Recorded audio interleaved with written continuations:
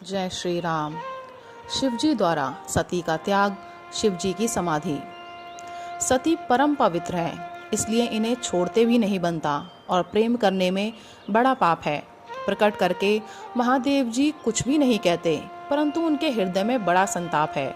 तब शिवजी ने प्रभु श्री रामचंद्र जी के चरण कमलों में सिर नवाया और श्री राम जी का स्मरण करते ही उनके मन में यह आया कि सती के इस शरीर से मेरी पति पत्नी रूप में भेंट नहीं हो सकती। और शिव जी ने अपने मन में यह संकल्प कर लिया। स्थिर बुद्धि शंकर जी ऐसा विचार कर श्री रघुनाथ जी का स्मरण करते हुए अपने घर कैलाश को चले।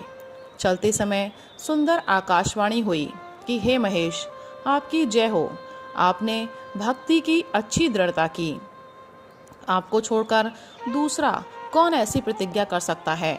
आप श्री रामचंद्र जी के भक्त हैं, समर्थ हैं और भगवान हैं। इस आकाशवाणी को सुनकर सती जी के मन में चिंता हुई और उन्होंने सकुचाते हुए शिव जी से पूछा, हे कृपालु, कहिए आपने कौन सी प्रतिज्ञा की है।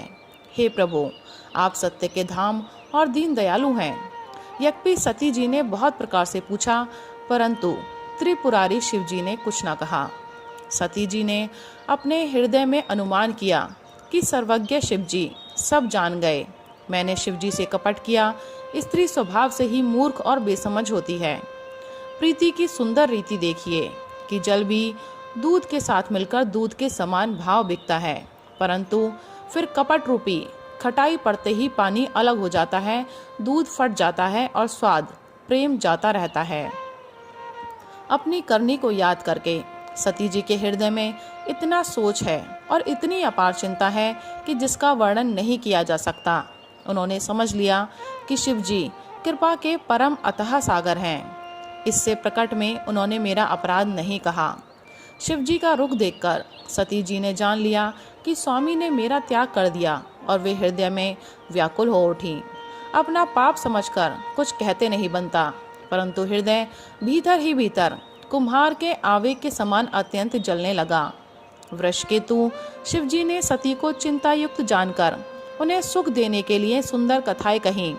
इस प्रकार मार्ग में विविध प्रकार के इतिहासों को कहते हुए विश्वनाथ कैलाश जा पहुँचे। वहाँ फिर शिव जी अपनी प्रतिज्ञा को याद करके बड़ के पेड़ के नीचे पद्मासन लगाकर बैठ गए। शिव जी ने अपना स्वाभाविक रूप संभाला। उनकी अखंड और अपार समाधि लग गई। तब सती जी कैलाश पर रहने लगी। उनके मन में बड़ा दुख था। इस रहस्य को कोई कुछ भी नहीं जानता था। उनका एक एक दिन युग के समान बीत रहा था। सती जी के हृदय में नित्य नया और भारी सोच हो रहा था कि मैं उस दुख समुद्र के पार कब जाऊंगी। मैंने जो श्री रघुनाथ जी का अपमान किया और फिर पति के वचनों को झूठ जाना, उसका फल विधाता ने मुझको दिया। जो उचित था वही किया, परंतु हे विधाता, अब तुझे ये उचित नहीं है जो शंकर से विमुख होने पर भी मुझे जिला रहा है।